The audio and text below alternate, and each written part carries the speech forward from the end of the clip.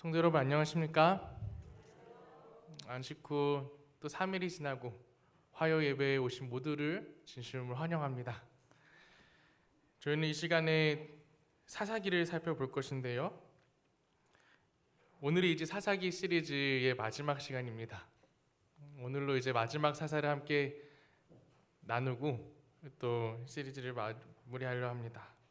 저희들이 요 몇 달 동안 온니엘로부터 시작해서 에훗, 드보라, 기드온, 입다 그리고 지난 시간엔 삼손까지 함께 언급하면서 사사기에 등장하는 12명의 사사들을 다 다루지는 않았지만 크게 이제 대사사라고 불리는 이제 6명의 사사들은 다 한 번씩 살펴보았습니다.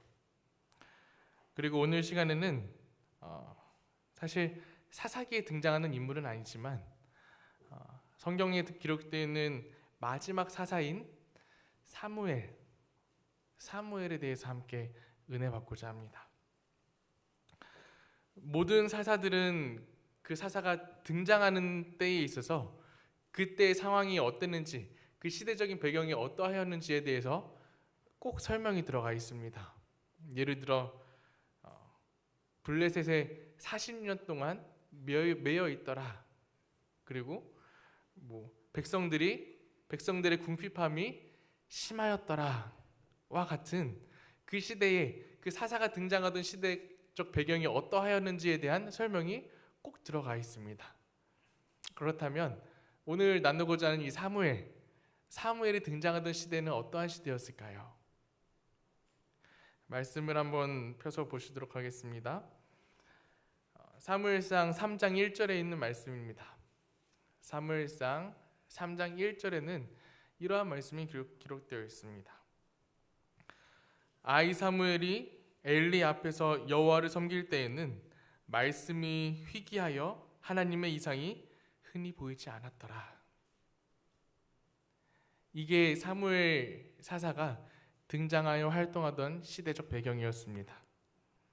여호와의 말씀이 희귀하여 하나님의 이상이 흔히 보이지 않았던 때, 이 말씀을 요한복음 1장 1절에 있는 말씀과 같이 본다면 태초에 말씀이 계시니라, 이 말씀이 하나님과 함께 계셨으니 이 말씀은 곧 하나님이시라.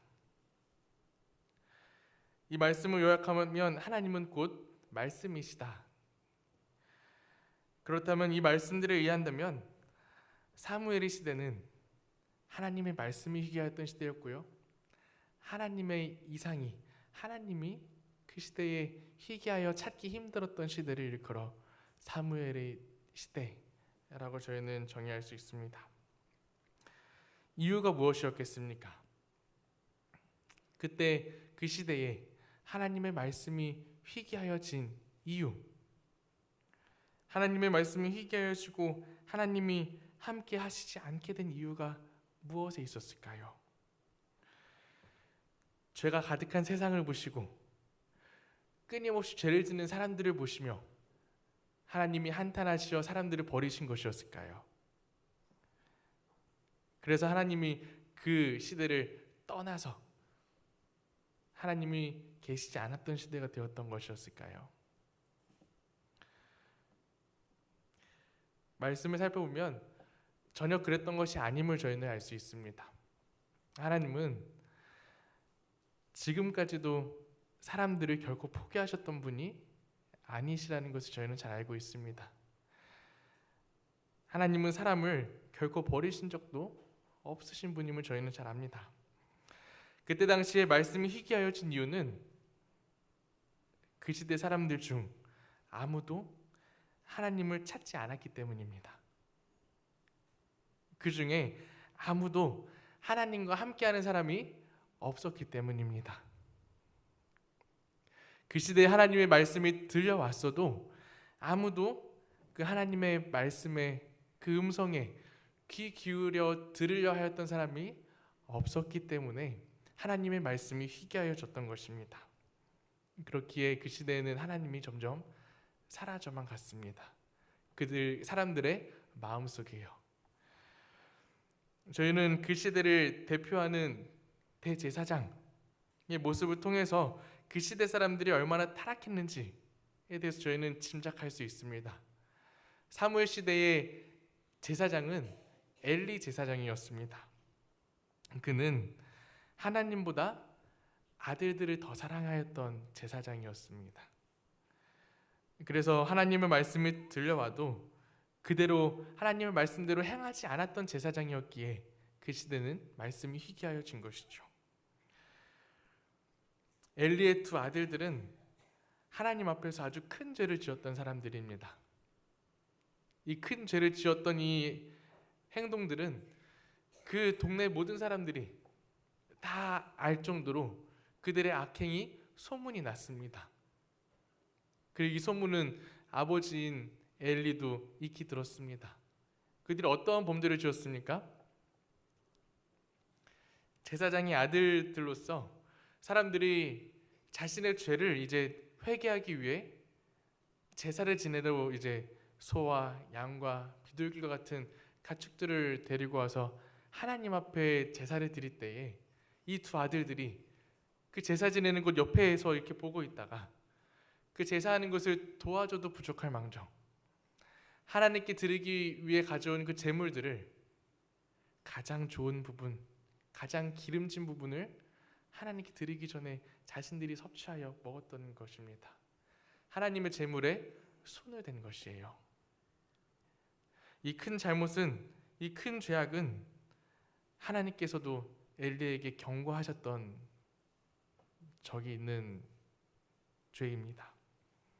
그러나 엘리는 하나님의 음성이 그에게 들려졌음에도 불구하고 하나님의 말씀에 순종하여 두 아들들의 죄를 막았어야 했지만 그는 하나님보다 아들들을 더 사랑했던 제사장이었습니다.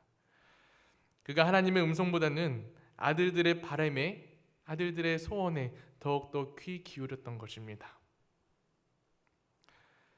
하나님과 누구보다도 가까운 관계를 맺고 있었어야 됐으며 하나님의 뜻을 그대로 백성들에게 전달했어야 되는 그 제사장이 하나님의 말씀을 듣지 않았던 것이죠. 그렇게 그 시대는, 사무엘의 시대는 말씀이 희귀한 하나님의 이상이 보이지 않았던 시대가 되어 버렸습니다. 그때 이스라엘의 상황이 어땠을 것 같습니까? 하나님이 계시지 않았던 그 시대를 머릿속으로 그려보신다면 어떠한 모습들이 그려지십니까? 죄는 점점 더 가득하여졌을 것이고요. 백성들을 통치하던 왕도 없었던 시대였습니다. 제사장도 자신의 역할을 하고 있지 않았던 시대. 말 그대로 무법지대였습니다. 죄가 난무하던 시대. 그때 등장하던 인물이 바로 아이 사무엘, 사사 사무엘이었던 것입니다. 사무엘은 태어날 때부터 그 사무엘 상에 보면 기록되어져 있습니다. 그리고 그 태어나는 모습들, 그리고 사무엘이 자라나는 모습들을 성경에서 살펴보면은 굉장히 그 시대 사람들, 엘리 대제사장과는 대조되는 모습으로 아주 하나님 보시기에 옳은 대로 성장하는 사무엘을 저희는 지켜볼 수 있습니다. 제사장 엘리의 모습을 통해서 세상의 부도덕과 죄악이 가득 찬 모습들이, 엘리는 계속해서 죄를 짓고 두 아들들은 죄를 짓고 있는 상황에 사무엘은 하나님이 보시기에 옳은 대로 성장해 나가고 있었던 것입니다. 그리고 그는 하나님의 음성을 들을 준비가 되어 있었던, 들을 준비가 된 사사가 되었습니다. 아무도 하나님의 음성에 귀 기울이지 않았던 그 시대에 사무엘이 하나님의 음성을 들었습니다. 지금 저희들이 살고 있는 시대와 사무엘 당시 이 시대를 비교한다면 어떤 시대가 하나님의 말씀이 더 희귀한 시대였을까요? 오늘날 우리는 어떠한 시대를 살아가고 계십니까? 사랑은 점점 식어가고요. 이유 없이 사람들은 싸웁니다. 서로 경쟁하고 서로의 것을 빼앗고 하나님께 의지하는 것이 아니라 돈의 사람들은 의지하며 살아가고 있습니다. 권력, 명예와 같은 것들을 얻고자 서로를 짓누르고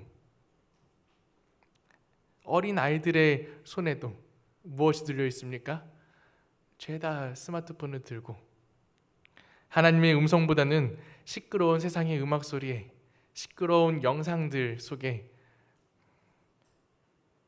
노출되어 버린 시대가 우리가 살고 있는 시대가 아닐까 싶습니다. 우리가 하나님을 생각하지 못하게끔 만드는 것들이 우리 주변에 너무나도 많습니다. 어떻습니까? 말씀이 희귀하였던 시대, 사무엘 시대와 비교했을 때에 어떠한 시대가 더 하나님의 말씀이 희귀하였을까요? 아마 비슷하지 않을까 싶습니다. 아니면 어쩌면 지금 이 시대가 더욱더 하나님의 말씀이 희귀한 시대가 아닐까 생각하게 됩니다.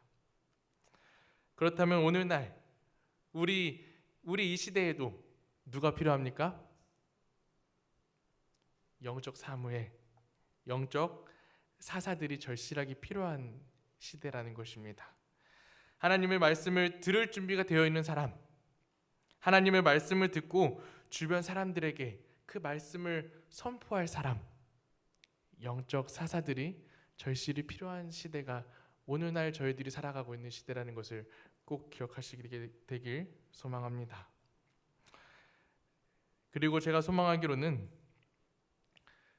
그 사무엘과 같은 시대를 살아가고 있는 죄는 점점 더 늘어가고 있고 하나님의 말씀을 찾아보기 더욱더 힘들어져가는 이 시대에 이곳에 모인 저희 모두가 사사가 되어 사무엘이 되어서 그 하나님의 말씀을 다시금 이 세상으로 가지고 올 수 있는 기회가 저희들로 하여금 생겨나길 소망합니다.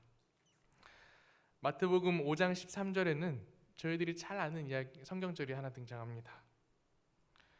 너희는 세상의 소금이니 만일 그 맛을 잃으면 무엇으로 짜게 하리요?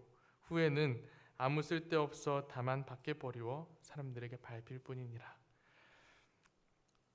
이 말씀은 저희를 향하여 너희는 세상의 소금이다 라고 말해주고 있습니다. 사사기를 시작하는 시간에 저는 이 사사기를 맛을 잃지 않은 소금의 이야기라고 사사기를 부른다고 제가 말씀드린 적이 있습니다.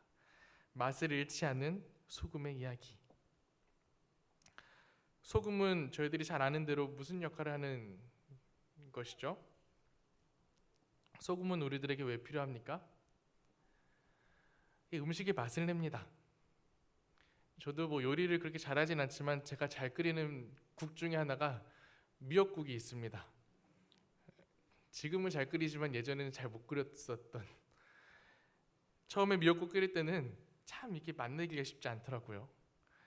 미역은 질기고 국에 간을 맞지 않고 간을 맞추려고 간장을 많이 넣으니까 미역국 색깔이 막 짙어지기만 하고. 그런데 지금은 이제 많이 끓여보다 보니까 이제 제 손으로 이제 한 소금을 2꼬집 정도 넣으면 간이 딱 맞더라고요. 그러면서 소금이 음식할 때 이런 맛을 내는구나, 참 우리들에게 중요한 역할을 하는구나를 깨달았습니다. 뿐만 아니라 소금의 역할은 더럽게 오염된 것들을 깨끗하게 정화하고 그것들을 상하지 않도록 보존하는 역할도 한다는 것입니다. 제가 한 책을 읽다가 한 글이 있어서 가져왔습니다. 바다에 섞인 소금은 온갖 더러운 것이 흘러 들어가는 바다를 썩지 않게 보존합니다. 소금이 바다만 썩지 않게 할까? 소금에 절여진 수많은 음식들은 상하지 않고 보존되는 것이다. 이러한 소금의 놀라운 보존의 능력은 어떻게 가능할 것일까? 과학적으로는 알 수 없지만 신학적으로는 알 것도 같다. 소금은 자기가 먼저 맛을 잃지 않는 보존의 삶을 살았다. 우리로 비유하자면 자기가 먼저 안식일을 지켜 다른 이도 안식일을 지키게 한 것이다. 자기가 먼저 헌신하고 그 다음에 다른 이로 하여금 헌신하게 한 것이다. 자기가 먼저 사랑하고 사랑하게 한 것이다. 자기 맛을 보존한 소금의 능력이 그렇게 다른 것도 썩지 않게 보존할 수 있었으리라 라고 하는 글입니다. 자기의 맛을 보존하는 삶을 살았던, 그랬기에 그 맛을 다른 사람들에게 전해줄 수 있었다라고 하는 글입니다. 소금을 사람으로 비유한다면 세상이 변화되는 것에 휘말려 함께 그 세상과 변하고 세상과 함께 썩어가는 것이 아니라 자신의 삶을 잘 보존해야 한다는 것입니다. 그래야 적은 약의 소금이라 할지라도 바닷물을 정화시킬 수 있었던 것 같이 죄로 어두워지고 있는 이 세상을 정화할 수 있는 소금의 역할을 우리가 할 수 있게 된다는 것입니다. 자신의 삶을 잘 보존하는 것, 내 신앙을 잘 유지해 나가는 것. 사무엘은 말씀을 통하여서 자신의 삶을 잘 보존할 수 있는 비법을 사무엘은 그의 삶을 통해서 저희들에게 알려주고 있습니다. 사무엘상에 있는 말씀들을 몇 절 좀 살펴보도록 하겠습니다. 먼저 2장에 있는 말씀입니다. 2장 11절. 그 아이는 제사장 엘리 앞에서 여호와를 섬기니라. 2장 18절과 21절입니다. 새가포 에봇을 입고 여호와 앞에 섬겼더라. 21절. 아이 사무엘은 여호와 앞에서 자라니라. 26절입니다. 아이 사무엘이 점점 자라매 여호와와 사람들에게 은총을 더욱 받더라. 3장에도 이와 같은 말씀들은 계속 이어집니다. 3장 3절. 하나님의 등불은 아직 꺼지지 아니하였으며 사무엘은 하나님의 궤에 있는 여호와의 전 안에 누웠더니. 세상에 소금되어 하나님의 말씀이 희귀하였던 때에 하나님의 말씀이 다시 선포될 수 있게 된 것은 말씀을 들을 준비가 되어 있었던 사무엘이 있었기 때문입니다. 그리고 그 사무엘은 하나님과 항상 붙어 지냈습니다. 자나깨나 하나님과 더불어 지내며 하나님을 섬기고 하나님께 예배하였습니다.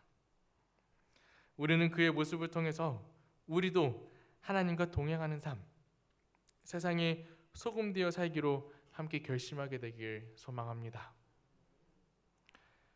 히브리서 11장은 저희들이 잘 아는 무슨 장입니까? 믿음 장입니다. 그리고 그곳에는 믿음 장에는 우리가 지난 몇 시간을 걸쳐서 함께 배웠던 사사들의 이름이 그곳에 기록되어져 있습니다. 히브리서 11장 32절에 있는 말씀입니다. 내가 무슨 말을 더하리요? 기드온, 바락, 삼손, 입다와 다윗과 사무엘과 및 선지자들의 일들을 말하려면 내게 시간이 부족하리로다 라고 하며 우리가 함께 나누었던 그 사사들은 믿음의 장 히브리서 11장에 기록되어 있습니다. 그리고 11장 38절 성경에서는 그들에 대해 말하기를 이런 사람은 세상이 감당하지 못하도다 라고 그들을 정의하고 있습니다. 세상이 감당하지 못할 삶, 세상이 감당하지 못할 그들의 믿음. 저는 신앙을 하며 항상 꿈꾸는 것이 있습니다. 세상이 감당하지 못할 사람이 되는 것입니다. 세상이 감당하지 못할 신앙을 가지는 것이 꿈입니다. 그리고 후일에 믿음장을 다시 열어봤을 때에 히브리서 11장에 제 이름이 기록되기를 간절히 소망합니다. 모든 성도님들께서도 같은 마음, 같은 뜻으로 함께 신앙에 나갔으면 좋겠습니다. 말씀이 사라져만 가는 시대에 정말 우리들마저 그 하나님의 말씀에 귀 기울이지 않는다면, 우리도 하나님의 말씀을 듣지 않는다면 이 세상도 말씀이 정말 희귀한 시대가 될 것입니다. 사무엘과 같이 매 순간 우리는 하나님의 음성을 듣고자 귀 기울이시게 되길 소망합니다.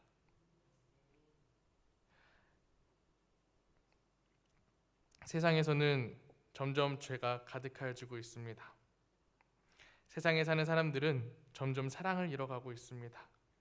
그리고 제정신 아닌 채로 많은 사람들은 살아갑니다. 자신의 감정도 컨트롤하지 못하고 온갖 무서운 죄들이 더욱더 난무하는 시대가 되고 있습니다. 성경에서 말하는 마지막 때가 다가오고 있는 것입니다. 우리는 이 시대를 어떻게 살아야 하겠습니까? 하나님께서 이 시대에 우리에게 주시는 사명은 무엇입니까? 하나님의 면전에서 죄를 행하고 또 죄를 행하던 이스라엘 백성들을 하나님께로 다시금 이끌고 그들에게 구원의 경험을 주었던 사사들, 그 사사들의 삶을 저희도 동일하게 살아가게 되길 간절히 소망합니다. 어둡고 캄캄한 밤하늘에 별빛이 있듯이 어두운 세상에, 더욱더 죄로 어두워져 가고 있는 세상에 별빛과 같은 사람들이 되어주시길 소망합니다. 세상이 소금 되어주셔서 부패한 세상이 더 썩지 않도록, 세상이 하나님을 잃지 않도록 세상 가운데서 우리 자신의 신앙을 잘 지키시게 되길 소망합니다. 그리고 우리들이 잘 지켜서 우리들 마음속에 간직하고 있는 그 하나님을 꼭 다른 사람들에게도 알려주셔서 우리가 있는 곳이, 우리가 사는 이 곳이 하나님이 함께 하셔 상하지 않고 영원할 수 있는 곳이 되길 간절히 소망합니다. 그리고 제가 한 가지 소망하는 것은 이곳에 모인 저희 모두도 나중에 하늘나라 갔을 때에 히브리서 11장 믿음장을 딱 열어 폈을 때 마석교회 따로 칸을 분리하여 저희들의 모든 성도님들의 이름이 다 기록되길 소망합니다. 세상에 감당할 수 없었던 사람, 세상에 감당할 수 없었던 신앙을 저희 모두가 함께 하기를 기대하며 오늘 말씀 마치도록 하겠습니다. 함께 일어나셔서 참여하시겠습니다.